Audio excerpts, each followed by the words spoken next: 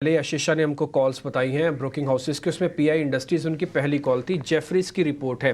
विनोद जी, मैं आपसे साथ यही कॉल के साथ शुरू कर रहा हूँ। जेफरीज ये कह रहा है कि अब अपने टारगेट को थोड़ा घटा देते हैं 4165।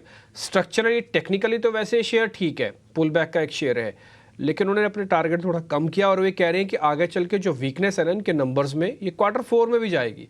क्वार्टर 3 में तो है ही है, क्वार्टर 4 में भी जाएगी। इसलिए जरा पीआई इंडस्ट्रीज पे आपका टेक क्या, जरा ये बता दीजिए। वेरी गुड मॉर्निंग डिम्पी, सारे पैनलिस्ट को, आपके सारे दर्शकों को। Good pi morning. Industry I think मेरे ख्याल से ये I think among the few companies होगी जिसने being in agro chemical space में काफी बेहतर नंबर्स दिए हैं परसों के रोज। और मुझे लगता है कि ये जो नंबर थे काफी इंकरेजिंग थे। आने डेफिनेटली जो इनके जो एससीएम सेगमेंट है उसके कारण नंबर इसके अच्छे थे, लेकिन ओवरऑल डोमेस्टिक में फॉर्मुलेशन सेगमेंट में प्रेशर देखा गया। कंपनीज के अगर अगर आप कमेंट्री को समझे तो 18 से 20% का जो इनका रेवेन्यू गाइडेंस था वो मेंटेन किया है। तो मुझे लगता है आने और सबसे अच्छी बात जो कंपनी की है, जो एक कंसर्न हुआ करता था वैल्यूएशंस का, कि इनके जो बिजनेस थे एग्रोकेमिकल स्पेस में आई मीन कंसंट्रेटेड थे। अभी जब से इसने फार्मा सेगमेंट में आई मीन एंट्री की है, तो यहाँ से इनको जो रेवेन्यू की जो फोरकास्ट है आई मीन काफी बेहतर हो गया है। बिजनेस मॉडल डाइवर्सिफाई हो गए हैं।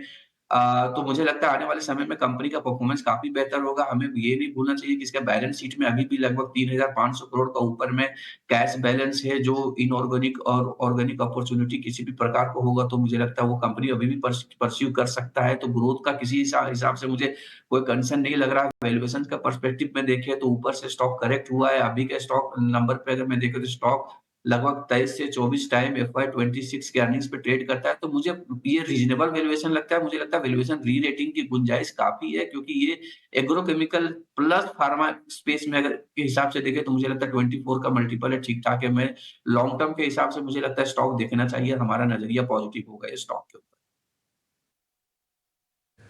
ठीक है, विनोद मोदी कह रहे हैं कि पीआई इंडस्ट्रीज को बाय करना, बाय के स्टैंप लगाइए। 3400 का रेट है। हालांकि जो मैं जेफरीज की रिपोर्ट का हवाला भी दे रहा हूं, उन्होंने भी 4165 ही टारगेट डाला हुआ है, लेकिन टारगेट पहले 4200 प्लस था, तो उसको काट के उन्होंने 4145 किया है। लेकिन फिर भी आज का भाव और उनके कटे हुए भाव जो उन्होंने नया अपडेटेड प्राइस दिया है, उसमें भी बहुत डिफरेंस है।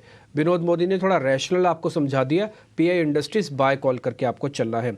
एक शेयर मेरे को जरा और पता करना है, इंडियाबुल हाउसिंग फाइनेंस।